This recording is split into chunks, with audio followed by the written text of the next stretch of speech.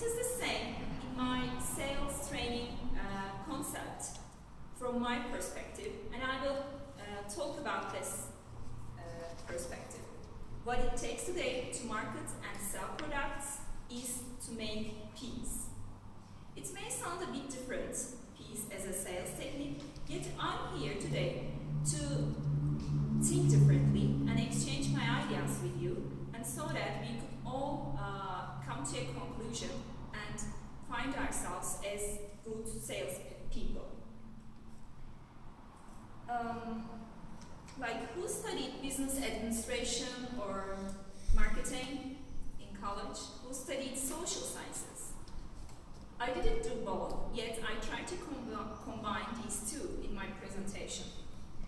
So, the first key issue in sales training, in my sales training, is we have to find a way how to communicate. Like, before what to say, we need to find how to communicate with the strangers whom we wish to sell our products. So that's the first key issue. To communicate what you do in your daily life, you just go and ask your friends or strangers, how was your day? How are you feeling? What did you do today, right? You don't directly go and ask them, I want to talk to you. What do you want to talk about right now, right? So we need some good conversation starters. And as a good conversation starter, you could be successful as a salesperson too. In my perspective, or my opinion, making stories or connecting people with stories, exchanging them, is the first key issue as a good conversation starter. Dear Toastmasters, stories matter. They bring happiness to our life. They bring importance to our life.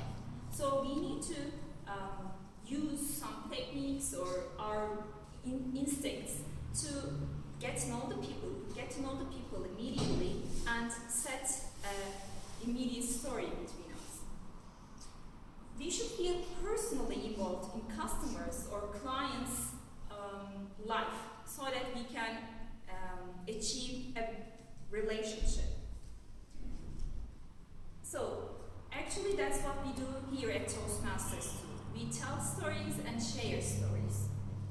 That's the first key issue, how to communicate with people. So that's the easy part. Like, okay, it's a nice technique, but how will you deliver your stories or listen these stories? So how to do it is the second part in my sales training. Actually, the key thing is here, with the second part, is your body language. It is the important one. So when you go into a store or a supermarket or a shopping center, okay, you connected with this customer, but your body language is also important. It makes great importance in your relationship. For example, when I come to you like this close towards to you, or like face to face, you feel a little bit threatened, right? Like, so for example, you're my customer, Levent, and I'm just going towards to you and immediately ask, okay, Levent, what, or not that, what do you want? Or what are you looking for? So this face-to-face body language or communication is somewhat gives people negative feeling. How to avoid that? I have a great solution.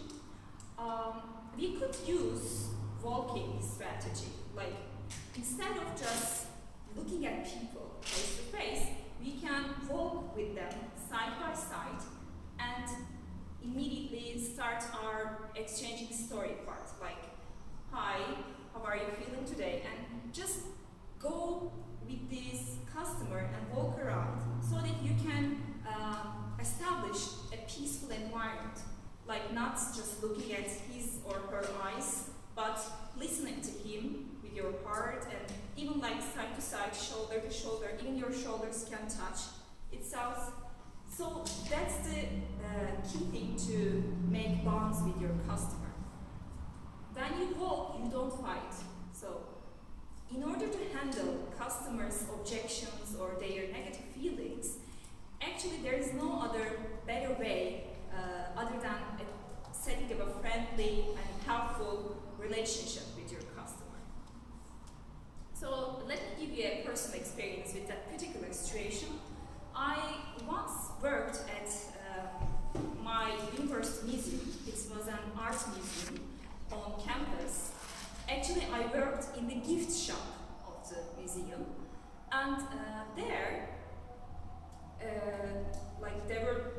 great art pieces from Van Gogh, Monet, Andy Warhol, and so on. And in the gift shop, there were these small miniature types of the same art pieces. So I was selling these art pieces, but they were the copied ones, and they were the small-sized miniatures. What I did there, at first I was really nervous because I had no idea about selling products to people, to buyers. But what I acknowledged first was, consumerism is not a bad word. Like, it's not a bad thing. Because when you go into a store, you just make a form of consumption. But actually, if you go into a museum and like take pictures, look at the pictures, it's also a form of consumption too. You spend some time there. Actually, you spend money there too. So there is no difference between them. So I told that, okay, these guys were already visiting the museum, so I could make them feel they were still in the museum, walking around, looking at the pictures. So what I did first, I used my storytelling and connecting abilities, then I used my walking strategy, and I tried to connect them with the souvenirs I sell. Like, okay, here the products, but there are the backstories of these sculptures or paintings. I was telling the stories of this Andy Warhol's Marilyn Monroe painting, and etc. So I was telling stories, and suddenly I realized that I even started to tell my own story. That way, somehow we connected, and with the customers.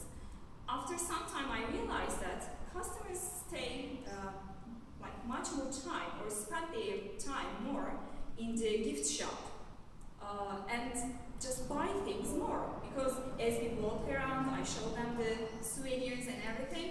They were very much interested, and they were like, okay, I'm just buying the most valuable thing in this, like in the world. It's like really valuable.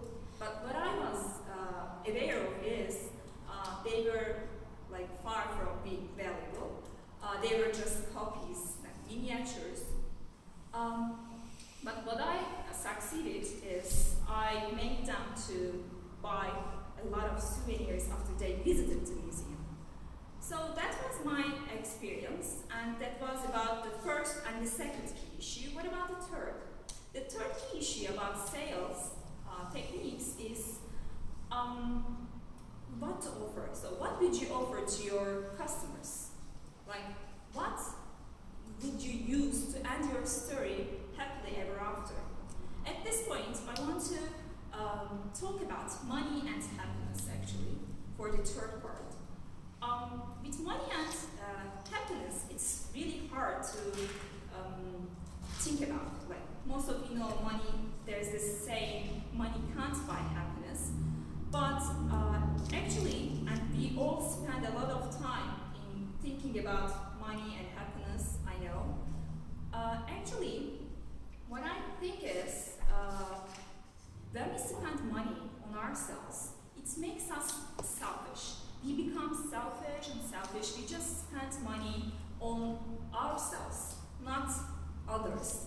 And at some point, there's this point, we feel like unable to spend more money on us at that point. And it feels unsatisfied. And after that point, we just stop spending it. I don't want my customers to be like that. I don't want that story or that scenario for them. Like, I don't want them to stop spending money. I want them to continue to spend their money. So what should I do then? Maybe I can just say that money can bring happiness. Why don't you just spend your money, not just on you, but also for your loved ones? That's what I did in that souvenir gift shop in the art museum too. I just encouraged the customers. Okay, so you bought this souvenir for you. Why don't you take this, buy this piece for your grandma, for your grandson, for your daughter, or for your cousin? So somehow I achieved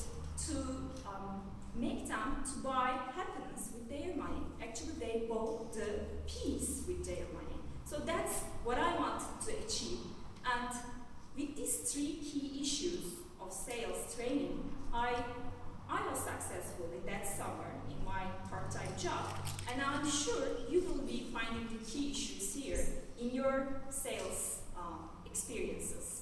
Just try to connect with the customers, clients, buyers. Just make them feel comfortable by your right body language, and also just offer them that consumption is not a bad thing. It could be nice. You can just spend your money on your loved ones too. So to make the longest story short, I believe that I have achieved to make a thing differently in creating a sales concept. And I recommend you all to become a game changer in this sales techniques. Dear Toastmasters, I want you to become game changers, and I want you to look outside of the